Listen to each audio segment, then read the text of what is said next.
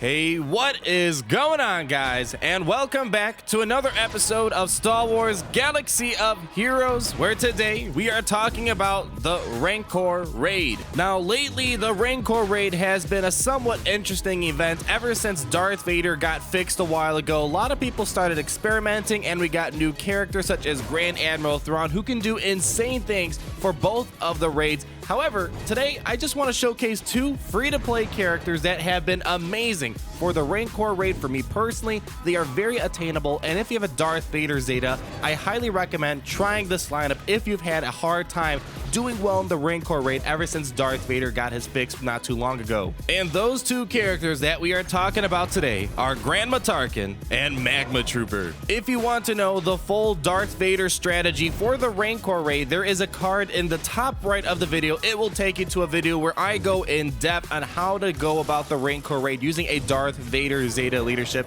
Check that out. Today we're mainly focusing on two characters, but I will briefly go over all the other characters you are seeing right now. Now, before we start up with all the other characters, let's first take a look at Darth Vader, because he is kind of important for this lineup, and it's mainly because of his Zeta ability known as Inspiring Through Fear. And if you don't know what a Zeta is, there is yet again another card in the top right corner that will explain what a Zeta is. But as we know, Inspiring Through Fear, when you have Empire and Sith allies, they gain 30% offense, which helps you take down the Rancor a lot faster. Plus, you have a 50% chance to remove 20% turn meter whenever a Sith or Empire ally attacks the Rancor or any other character for that matter. Today, it is not nearly as good as it used to be that everyone was really hyped up about, but it is decent for the Rancor Raid. You can still solo the Rancor Raid. In this video, I nearly soloed the entire Rancor Raid, except once I got towards the end of Phase 4, things started to go south. But all in all, you still can solo the Rancor Raid with Darth Vader, but you need the correct setup to do so. Compared to the Rancor Raid video I referred you to with my Darth Vader Zeta guide for the Rancor Raid, in this video, I mainly focused on using Force Crush and Terrifying Swing. I'd alternate between the two if possible, and I try to stay away from Coaling Blade. Ever since the patch that fixed Darth Vader's turn meter removal, I constantly want to ensure tenacity down and speed down stays applied to the Rancor Raid, so I try to stay away from Coaling Blade if possible. And TIE Fighter Pilot, an obvious choice for many great Rancor teams out there. He is just amazing because of the fact he can apply frequent tenacity down. In my previous video, I show you how to mod him, but long story short, just give this guy a lot of critical chance. Constantly use his basic. You really shouldn't use his AoE ability, so he can constantly apply tenacity down, and he does some big damage when there are debuffs on the Rancor. Now, the third character in this lineup is by no means necessary, but many of you guys know a couple weeks ago when Darth Nihilus was in the Shard Shop, I managed to get him to 7 stars, but never had a chance to use him in the Rancor Raid until this video, and it was a lot of fun. I mainly wanted to try it out because of Annihilate, and because since Darth Nihilus is a Sith, he also has a 50% chance to remove 20% turn meter. And no, he does not instantly defeat the Rancor, but he does apply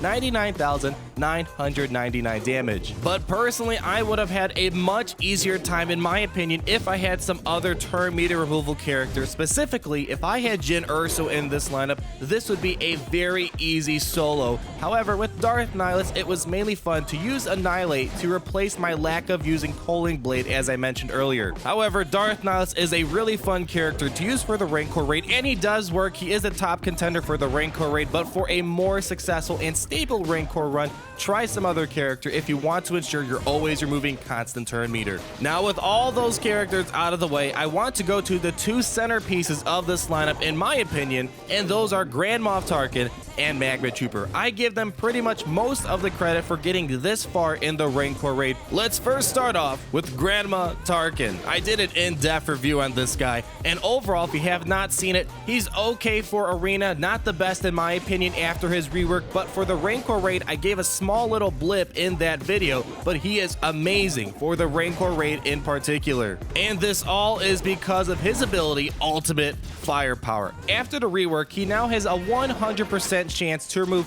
50% turn meter, plus the offense it deals on this attack is tied to his potency, and I talk more about that in my in-depth review. But all in all, he has a very high chance to remove 50% turn meter, which is a lot of turn meter to remove from the Rancor. And if you see in many videos that people put out some screenshots, Grand Moff Tarkin can get a lot of damage out of this attack if you stack up his potency correctly. There are screenshots going around with him doing over 1 million damage. If you can hold off on using firepower and just use his basic, this attack can do massive damage, plus knock off 50% turn meter from the Rancor. Plus, the great thing is, this is a very consistent turn meter removal. Because of his stacking potency, it removes turn meter from the enemy quite consistently and only rarely gets resisted. And it's mainly because of his basic ability known as Grand Moff's attack. And essentially, for every attack that he does with his basic, he increases his potency by 50%, and it constantly stacks up every time you use the basic,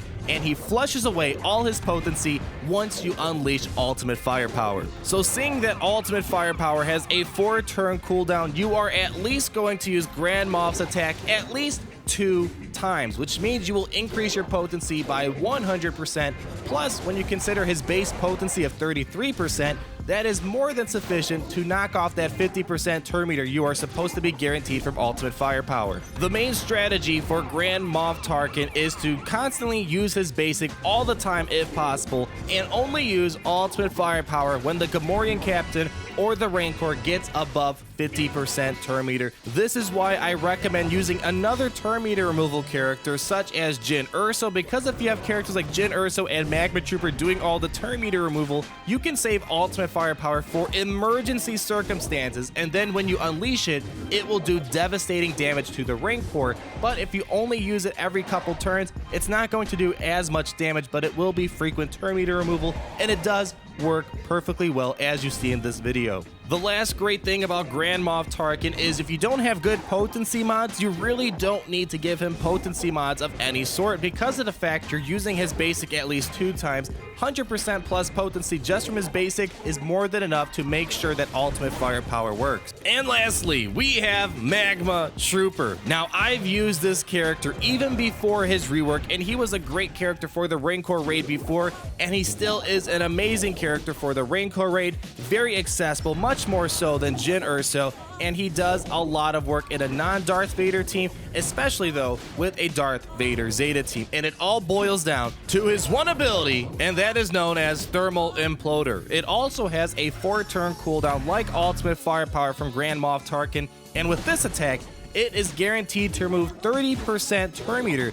Plus, it has a 70% chance to remove another 30% turn meter. So at the very most, this attack will be removing 60% turn meter, but with the Darth Vader Zeta leadership, this can do over 80% turn meter removal. So this guy has helped me out so many times in this video. You will notice many times where the Rancor is almost at 100% turn meter. Magmatrooper comes in, uses Thermal Imploder, and flushes a ton of turn meter out of the Rancor. And this is a character you really need to make sure his potency is up to constantly ensure that constant turn meter removal, and I highly recommend trying to get that potency up to at least 80% for Magmatrooper. And the final note is that he has the same strategy as Grand Moff Tarkin. Only use his Thermal Imploder when the Rancor or the Gamorrean captain is getting above 50% turn meter, because you want to make sure you flush all that turn meter away. And especially what you need to focus on is alternating ultimate firepower and Thermal Imploder. Try not to use both of those abilities back to back. You want to stagger them to make sure you're always having some sort of big turn meter removal ready at your own disposal. And as I said earlier, this would have been called a solo run from phase 1 to phase 4, but in phase 4 I had a difficult time getting tenacity down, getting speed down on the Rancor, and then he just went to town and destroyed me, but we nearly finished the whole Rancor raid. But all in all, still a very successful run post Vader patch. So hopefully you guys enjoyed this video and understand how there are a lot of options out there to go about the Rancor raid, and hopefully this video showcased how these 2 free-to-play characters do amazingly well under a Darth Vader Zeta leadership. And if you did enjoy this video, feel free to leave a like, comment down below, subscribe so you're not missing a thing. Enjoy the rest of the video, and we will talk again very soon. Peace out.